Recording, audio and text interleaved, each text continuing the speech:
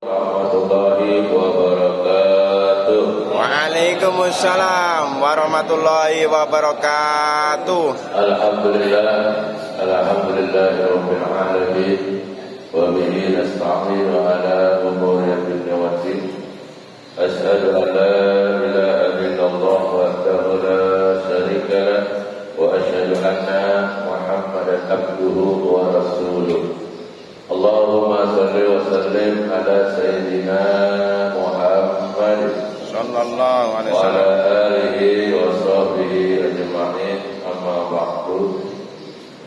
Faqala Allah ta'ala fi kitabil karim, a'udzu billahi minasy syaithanir rajim. Bismillahirrahmanirrahim. Ya ayyuhalladzina amanu kutiba 'alaikumus syiyam kama kutiba 'alal ladzina min qablikum la'allakum tattaqun. Sadaqallahul azim. Al-ayat. Hadirin jamaah taklim subuh yang dimuliakan oleh Allah Subhanahu wa taala. Puji syukur kita panjatkan kehadiran Allah Subhanahu wa taala yang telah memberikan kita nikmat sehat wal afiat serta iman dan Islamnya. Dan alhamdulillah berkat rahmat tersebut kita masih diberi kesempatan oleh Allah Subhanahu wa taala untuk melaksanakan perintahnya, yaitu melaksanakan salat subuh berjamaah. Mudah-mudahan salat subuh berjamaah kita senantiasa diridhai dan diterima oleh Allah Subhanahu wa taala. Amin ya rabbal alamin. Salam dan salam semoga selalu sama-sama kita sampaikan kepada kearifan kita, junjungan kita, baginda Nabi besar Muhammad Sallallahu alaihi wasallam, juga kepada para sahabatnya, para keluarganya, dan mudah-mudahan kita sebagai pengikutnya yang selalu istiqomah mengikuti ajaran beliau. Amin ya rabbal alamin. Terlebih dahulu marilah sama-sama kita awali taklim ini dengan bersolawat kepada Nabi. Mudah-mudahan dengan bersolawat kepada Nabi kita mendapatkan keberkahan dari Allah Subhanahu wa taala. Amin ya rabbal alamin. Kita baca sholawat di berkuluk. Allahumma salli ala sayyidina Muhammadin tibbil qulubi wa dawaiha wa afiyatil abdani wa shifaiha wa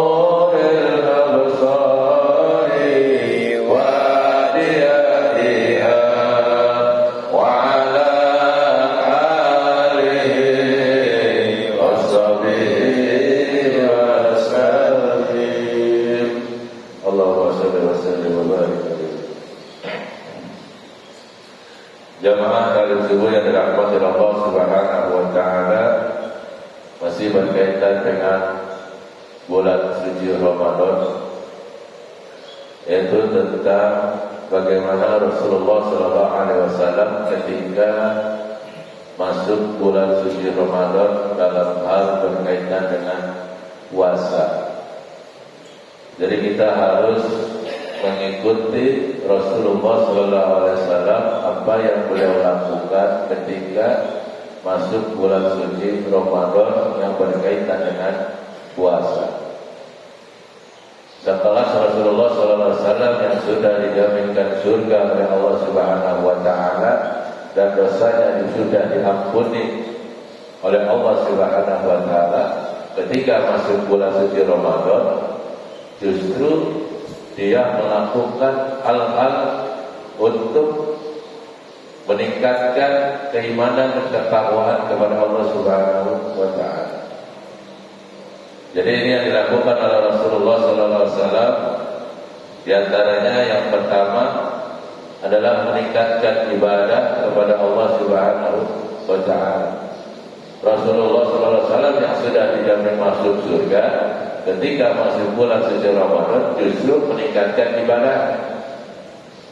Itu yang sudah dijamin surga oleh Allah Subhanahu wa taala. Dan kita sebagai umatnya, ketika sudah masuk bulan suci Ramadan, Allah kasih kesempatan kepada kita, maka jangan kita sia-siakan. Kita tingkatkan ibadah kita kepada Allah Subhanahu wa taala. Rasulullah SAW menambah sholat fardu, ditambah lagi sholat sunnah, baik sunnah, duha, tahajud dan lain sebagainya. Itu Rasulullah SAW. Dia membaca Al-Quran. Nah, kita sebagai umatnya harus meningkatkan membaca Al-Quran. Yang tadinya satu ayat kita tambah jadi satu lembar atau dua lembar. Yang tadinya satu lembar, dua lembar, kita tingkatkan jadi empat lembar. 4 lembar kurang lebih setengah jam. Kita tingkatkan lagi yang tadinya 4 lembar terus sampai dengan satu juz. Satu juz kalau dibacanya nggak terlalu cepat, sedang-sedang saja, kurang lebih 1 jam. Nah itu kita sampai satu juz. Jadi kita tingkatkan. Yang hari biasanya tadi sehari, ketika masuk Ramadan ditambah. Jangan tetap angin aja. Ya, sebenarnya nggak apa-apa, tapi lebih baik kita tingkatkan bacaan kita. Nah kalau kita belum terlalu bisa baca Al-Quran, nggak apa-apa, pelan-pelan tapi ditambah, ditingkatkan. Yang tadinya sehari cuma sekali, mungkin ba'da zuhur atau ba'da subuh, bulan Ramadan ditingkatin lagi. Setiap sholat fardu kita baca. Tingkatkan. Itu dalam hal ibadah kepada Allah Subhanahu wa taala selalu ditingkatkan oleh Rasulullah sallallahu alaihi wasallam. Bahkan Rasulullah sallallahu alaihi wasallam ketika membaca Quran, dia ditemani malaikat Jibril yang membimbing dia dari awal, dari penerimaan wahyunya, malaikat Jibril yang terus menemani Rasulullah sallallahu alaihi wasallam. Setiap bulan Ramadan dia baca Al-Quran, malaikat Jibril di sampingnya. Nah, kalau kita kan nggak ada, kanan kiri kita nggak ada, siapa yang mau dampingin? Itu Rasulullah SAW. Tapi kita tetap didampingi malaikat Raqib Atid. Kita didampingi juga, cuma nggak sama kita. Tapi kalau Rasulullah udah pasti sama malaikat Jibril. Kalau kita tetap didampingin sama Raqib Atid, apa ya? Yang ada sama berarti baca doa dicatat sama Raqib. Kita buruk dicatat sama Atid. Nah itu yang dilakukan Rasulullah SAW. Kedua, di bulan suci Ramadan, Rasulullah SAW pun gemar bersedekah. Nah sedekahnya tadi ditingkatkan. Yang tadi hari biasanya 1.000, 2.000, 3.000. Ketika masuk Ramadan naikin dikit, 2.000, 10.000, 5.000 dan seterusnya. Karena pahala di bulan Ramadan kan dilipat gandakan oleh Allah Subhanahu wa taala. Apapun amal ibadah kita, amal baik kita, sekecil apapun akan dilipat gandakan oleh Allah Subhanahu wa taala. Bagaimana yang besar, yang kecil aja dilipat gandakan oleh Allah. Tinggal hitung sendiri. Karena sedekah sudah ada gambaran oleh Allah Subhanahu wa taala pahalanya. Tinggal dikalikan saja, berlipat-lipat ganda. Kalau di dompet kan lipat-lipatannya atau ATM, KTP, kartu BPJS, banyak lipatannya di dompet, ya, atau bon-bon itu banyak lipatan di dompet. Jadi saking dilipatnya jadi dompetnya tebel, jadi sampai nggak masuk di celana. Ada saking tebelnya, padahal tipis, ada banyak lipatan. Nah, seperti itu, jadi dilipat gandanya, jadi pahala kita banyak. Itu yang dilakukan oleh Allah Subhanahu wa taala, Rasulullah SAW ketika menjelang bulan Ramadan. Yang kedua, Rasulullah SAW menjaga lisannya.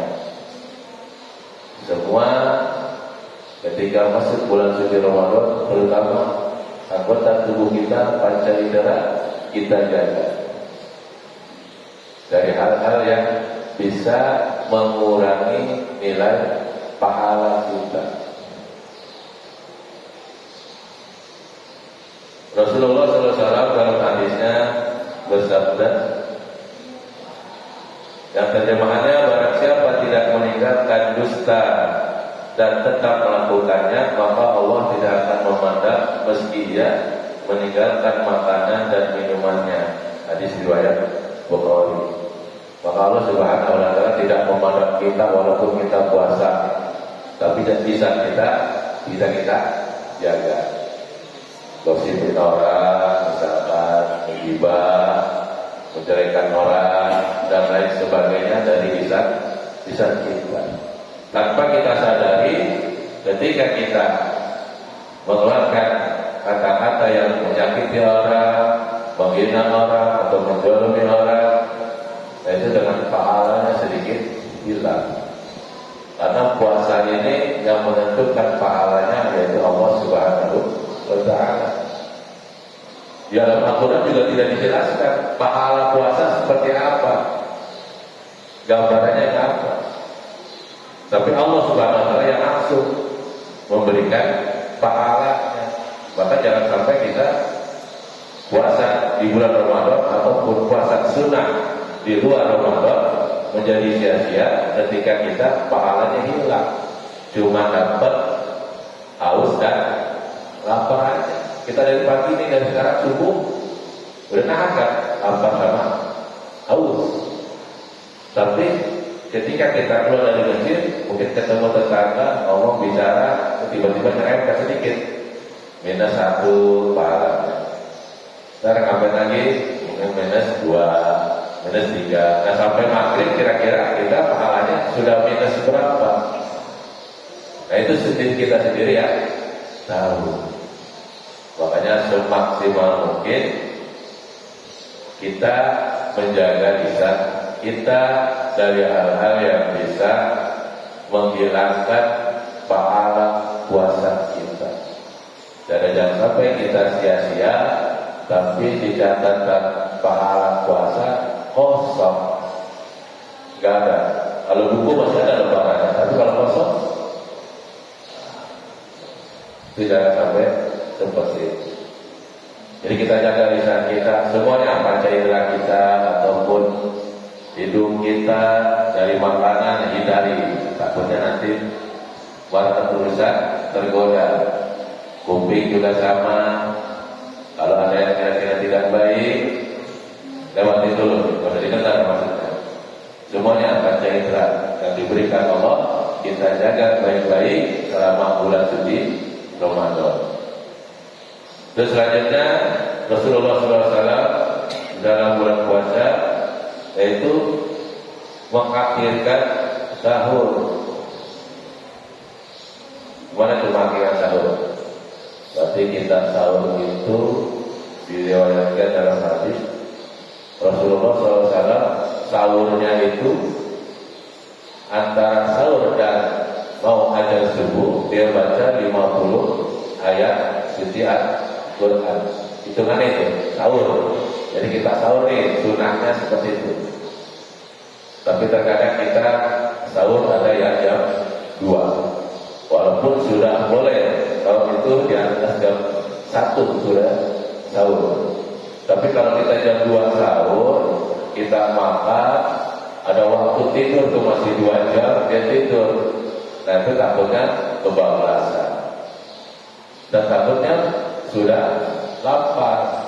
Jadi Rasulullah SAW memberikan contoh kepada kita sahurnya itu jangan terlalu lama hari itu dari azan subuh supaya tuh menjaga kekuatan tubuh. Maksudnya laparnya agak lama. Tapi kalau kita jam 2 atau jam 3 sebenarnya nggak apa-apa, nggak masalah. Cuma takutnya udah sekarang udah lapar karena tadi sahurnya jam 2.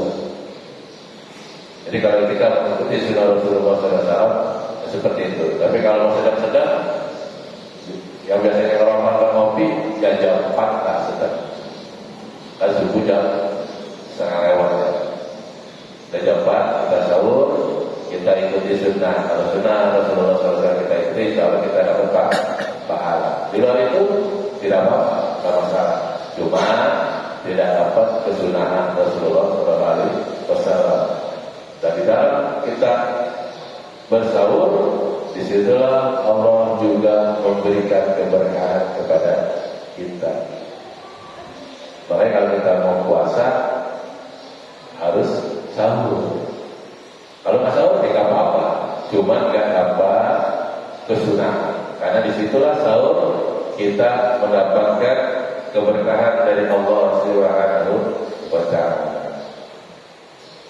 Selanjutnya Rasulullah SAW ketika puasa mempercepat buka puasanya.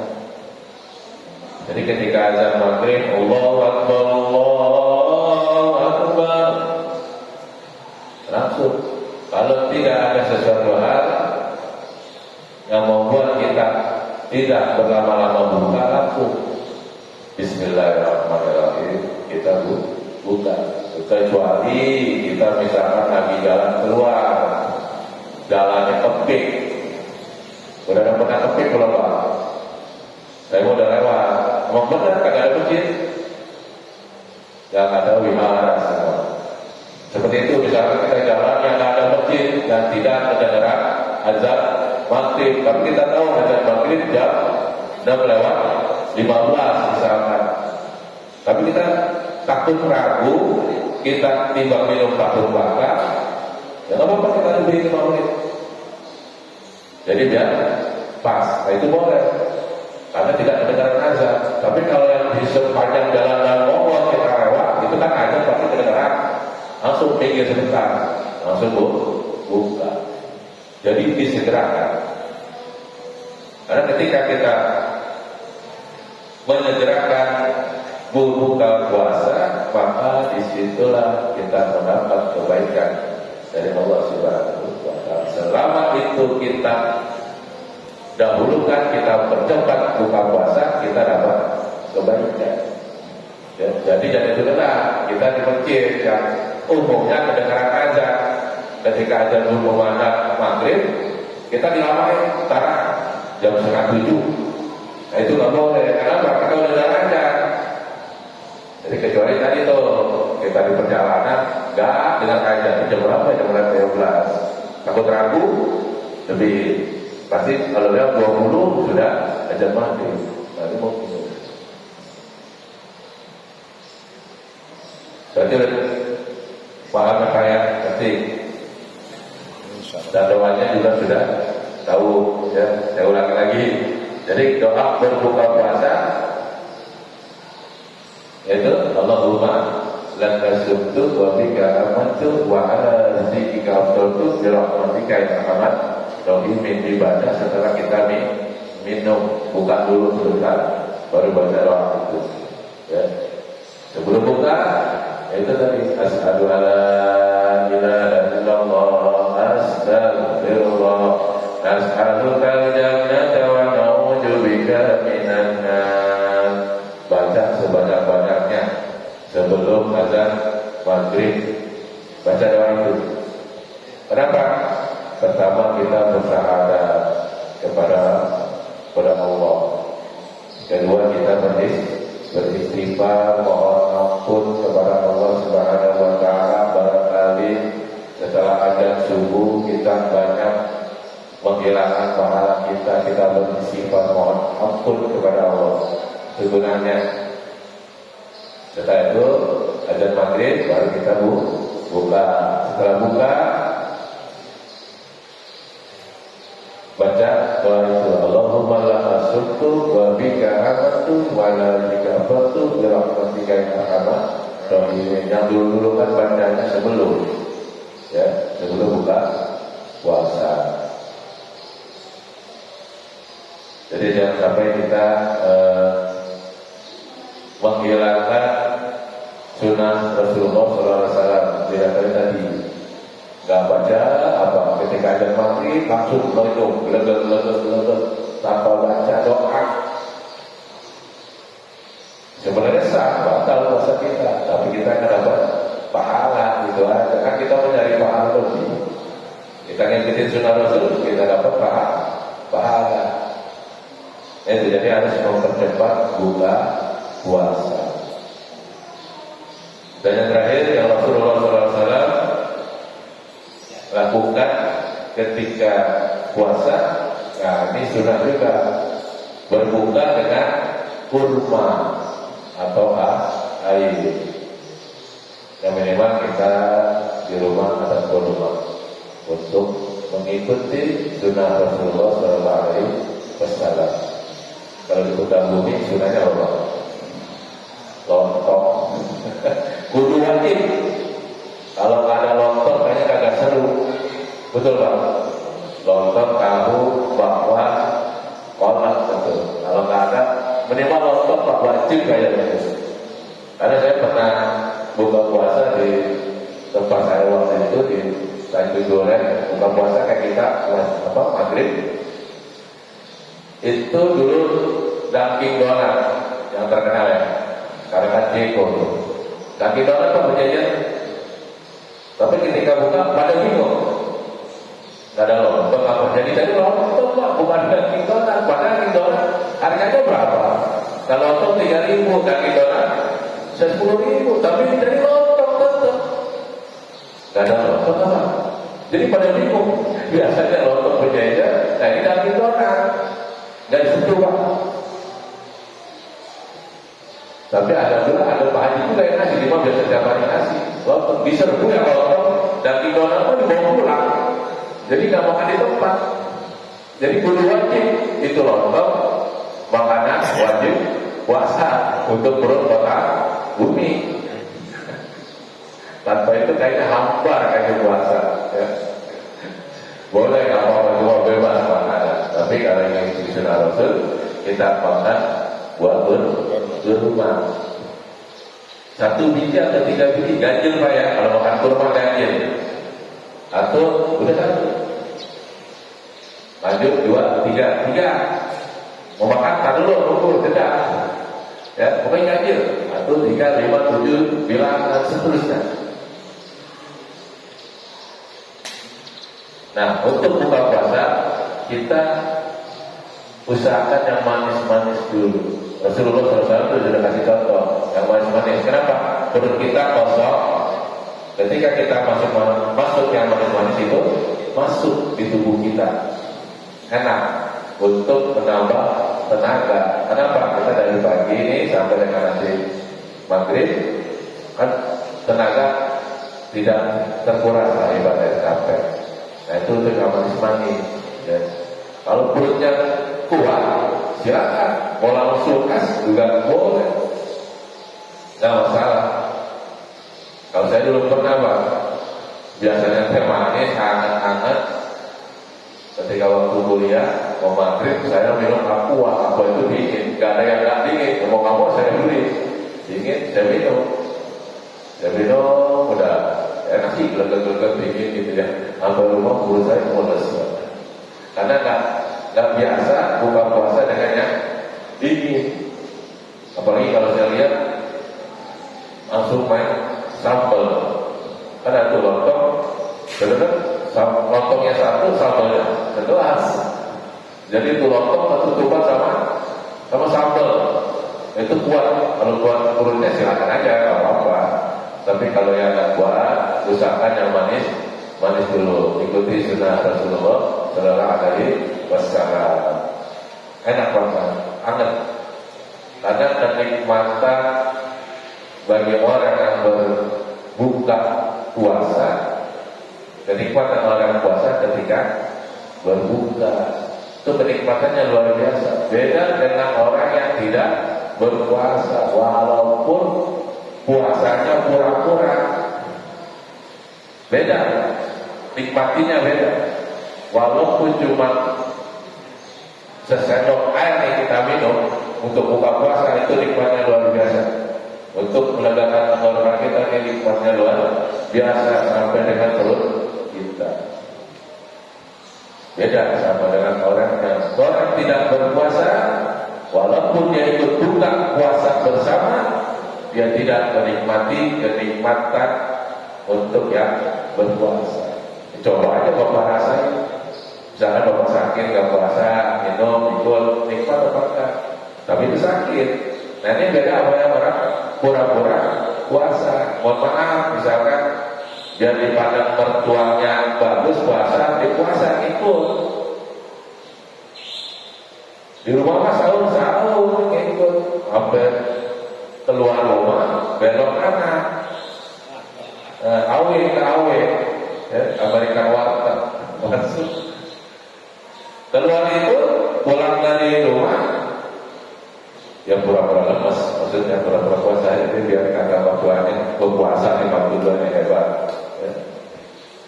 Ketika bukan itu, tapi dia tidak menikmati kenikmatan puasa. Itu beda. Ya, kita sudah merasakan nikmatnya puasa ketika berbuka. Itu nikmat yang Allah berikan kepada kita yang luar biasa. Nah itulah kebiasaan Rasulullah SAW ketika berpuasa di bulan suci Ramadan. Jadi sama-sama kita tingkatkan ibadah kita kepada Allah Subhanahu wa taala, mumpung kita diberi kesempatan oleh Allah Subhanahu wa taala di bulan suci Ramadan. Karena belum tentu tahun depan kita diberi izin lagi oleh Allah. Mumpung diberi izin, kasih kesempatan, besok ketemu lagi, terus dan terus kita tingkatkan amal ibadah kita kepada Allah Subhanahu wa taala di bulan suci Ramadan. Mudah-mudahan puasa kita dari hari kemarin pertama sampai dengan hari ini kedua diterima oleh Allah Subhanahu wa taala. Amin ya rabbal alamin. Kita berdoa kepada Allah Subhanahu wa taala, mudah-mudahan selalu diberikan kesehatan, keberkahan, dimudahkan rezeki kita oleh Allah Subhanahu wa taala. Apalagi ini di bulan suci Ramadan, bulan yang penuh dengan ampunannya Allah, bulan yang penuh keberkahannya Allah Subhanahu wa taala. Semoga selalu Allah limpahkan kepada kita rahmatnya kepada kita semua. Amin ya rabbal alamin. Al-Fatihah. A'udzu billahi minasy syaithanir rajim. Bismillahirrahmanirrahim. Alhamdulillahi rabbil alamin. Ar-Rahmanir Rahim. Maliki yaumiddin. Iyyaka na'budu wa iyyaka nasta'in. Ihdinas siratal mustaqim. Siratal ladzina an'amta 'alaihim ghairil maghdubi 'alaihim waladdallin. Amin. Bismillahirrahmanirrahim. Bismillahirrahmanirrahim. Allahumma shalli wa sallim ala sayyidina Muhammad wa ala ali sayyidina Muhammad wa sallallahu alaihi wa sallam. Alhamdulillahirabbil alamin. Allahumma salli ala al-Fatihah. Allahumma salli ala al-Fatihah. Allahumma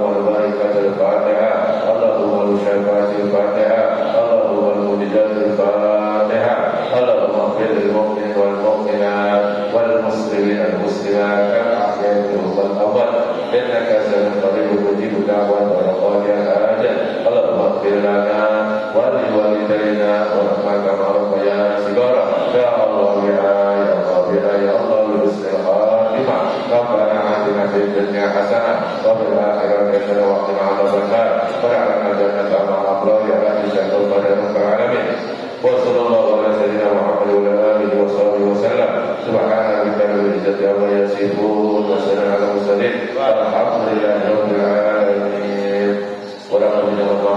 wabillahi taufiq wal hidayah. Wassalamualaikum warahmatullahi wabarakatuh. Waalaikumsalam warahmatullahi wabarakatuh.